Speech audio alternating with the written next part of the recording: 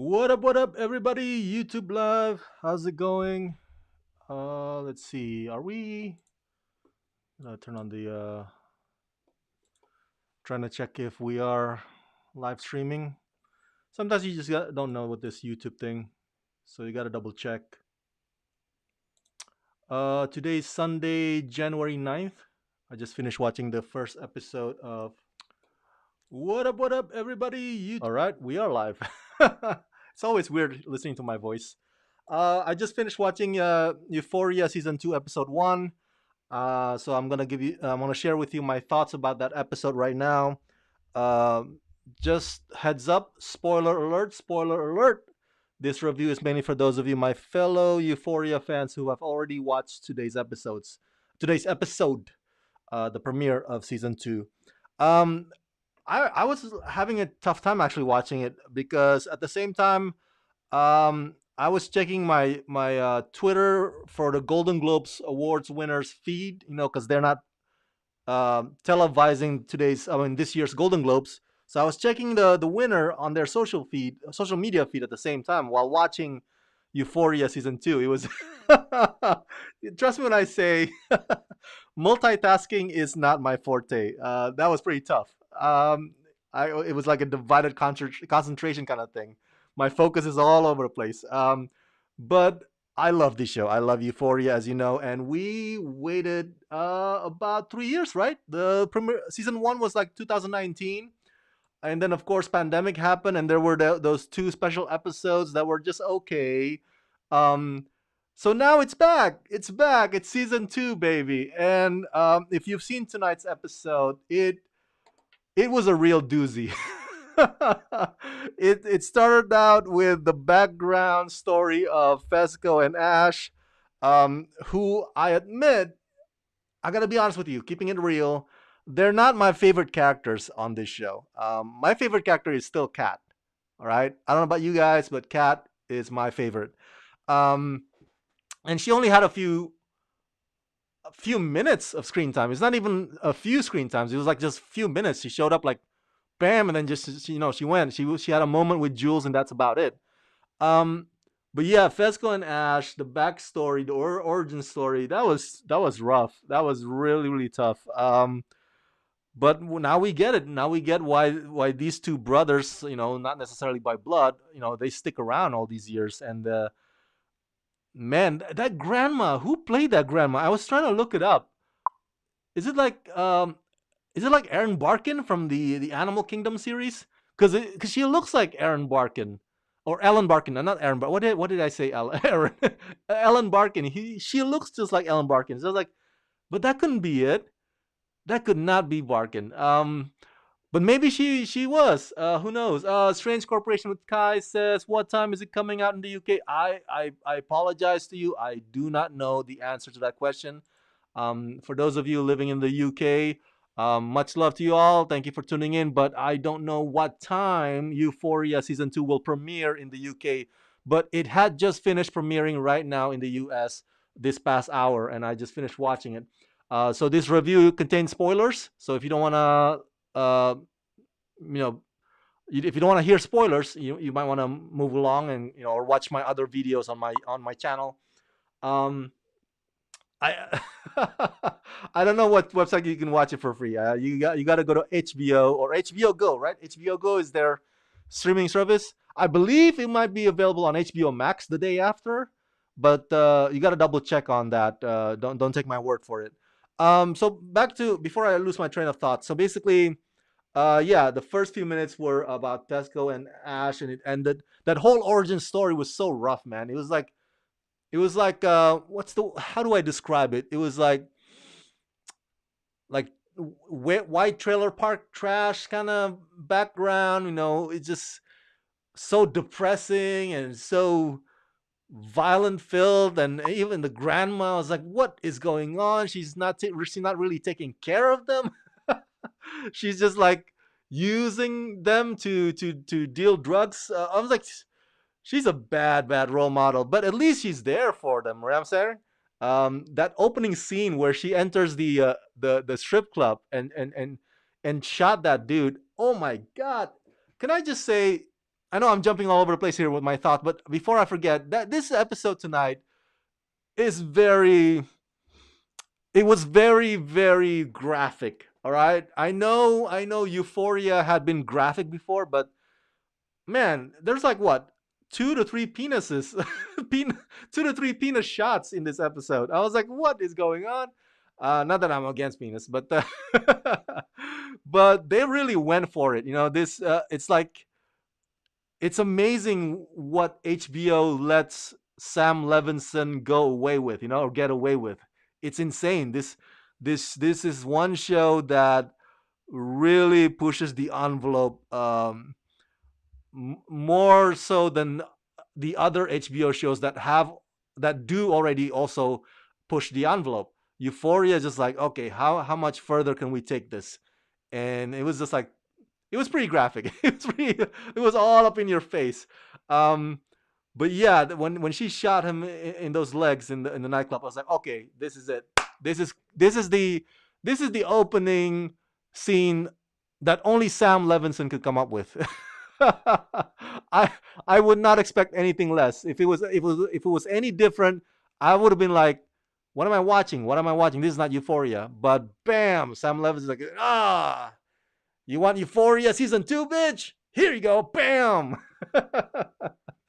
um, but yeah, and it's also very intense. The scene at the house with the I don't know her name, but the old lady, female drug dealer. When I mean, I was really really feeling for Rue the entire time because I was scared that something bad might happen to her on this premiere episode, you know. But once she got in that shower thing, I was like, okay, okay, I can take a brief sigh of relief. But man, that whole sequence in that apartment, really, I mean, I was on my toes, man, the entire time. So Pesco and Ash background and that whole sequence with Zendaya or Rue in the shower. I gotta tell you, this is quite the premiere episode. This is quite the grand entrance. Like, damn, we're back, baby. You know, it's quite the statement on the show's part. Um, but moving along, on next on my note is I want to talk about before I we end with Jules and Rue, Cassie, man, and Cassie and Nate. Um, you know, I was aware. We've always been aware that this show is about damaged individuals, damaged people. But man, my heart just sinks for Cassie. You know, you could tell she's not in a good place. You could tell she's having a messed up moment in her life right now. It just and Nate, oh God, Nate, oh, if we haven't hated Nate before, we certainly hate Nate tonight, which makes the ending to tonight's episode pretty satisfying. You know, it's pretty violent, but it's pretty satisfying because, yes, if we don't like the character Nate, we're like cheering for Fesco, like, yeah, finally Nate gets what's coming to him. Because, man, that dude, um, even though the actor who plays him is Jacob Elordi, and you keep thinking about Kissing Booth movies, but Jacob plays Nate in such a visceral way, man. It's like you don't think of that other guy from Kissing Booth movie. It's just like this is the Nate, the villain, the Nate that people hate. And when he was asking, oh man, I forgot the character's name, but oh, Cassie's boyfriend. There you go, Algie Smith. I think he's played by, let's see here, Algie Smith, right? I just want to double check.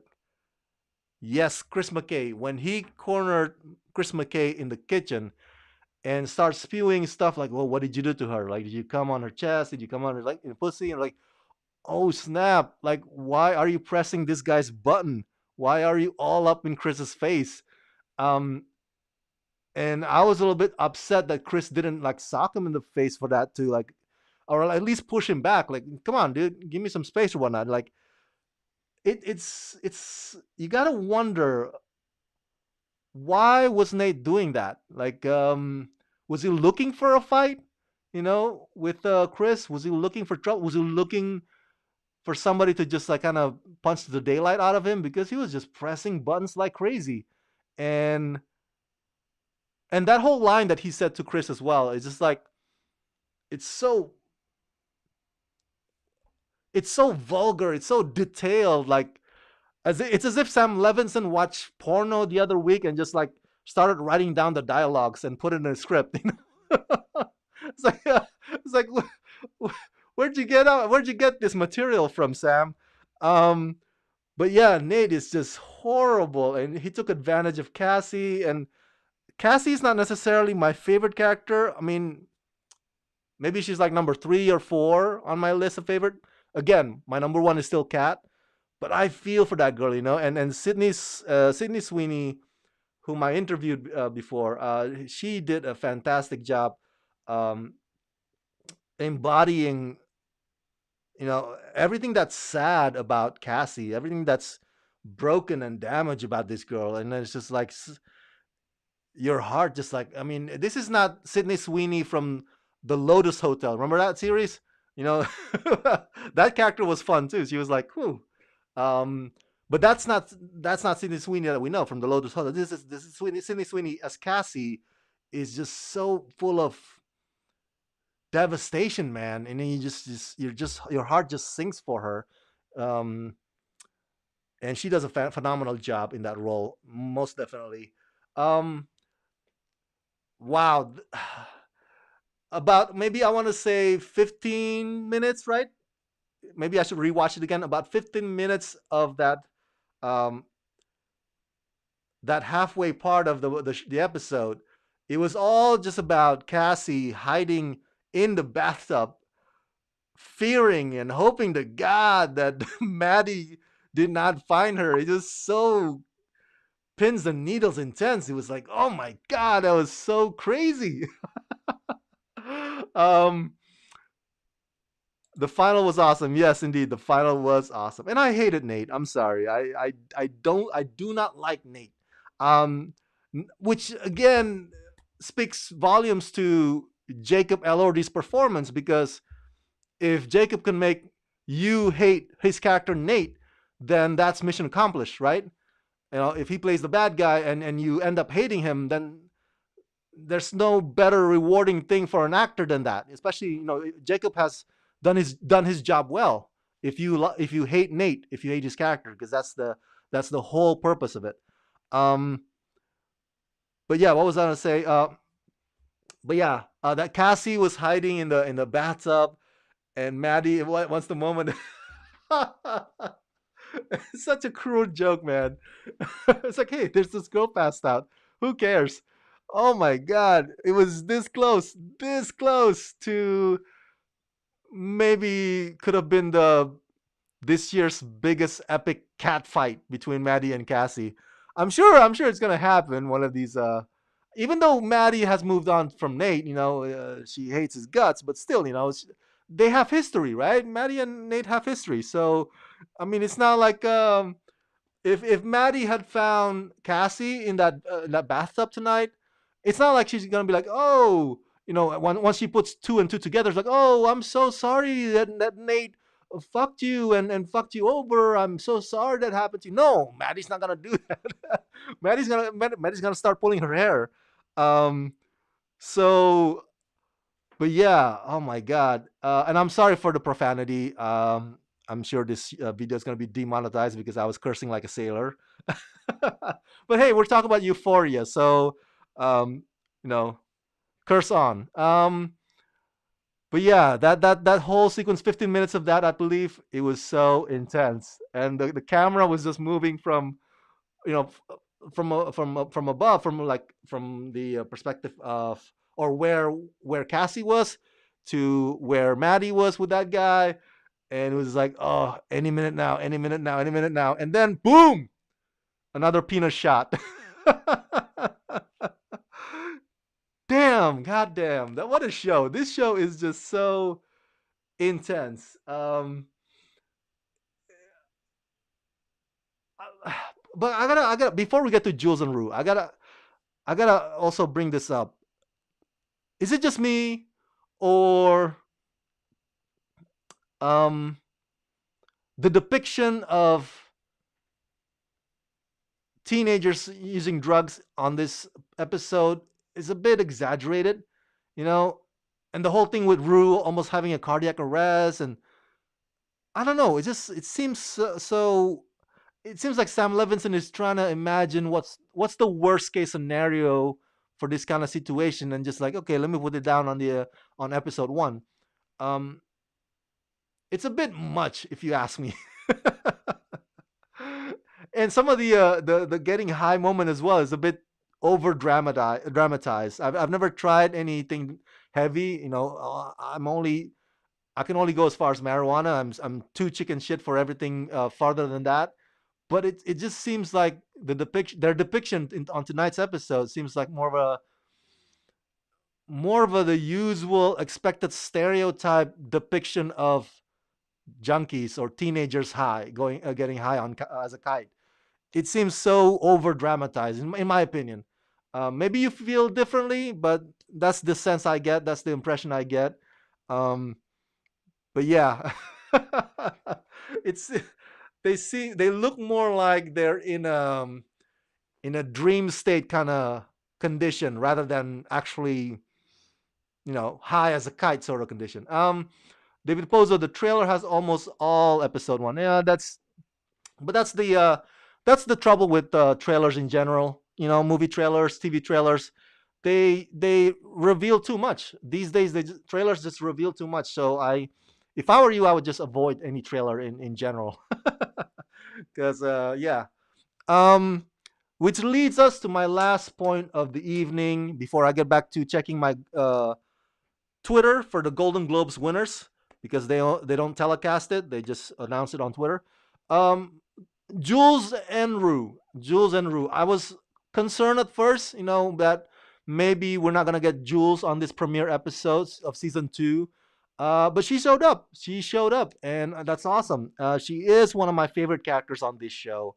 Um, and and I love her. I love the whole Jules and Rue dynamic.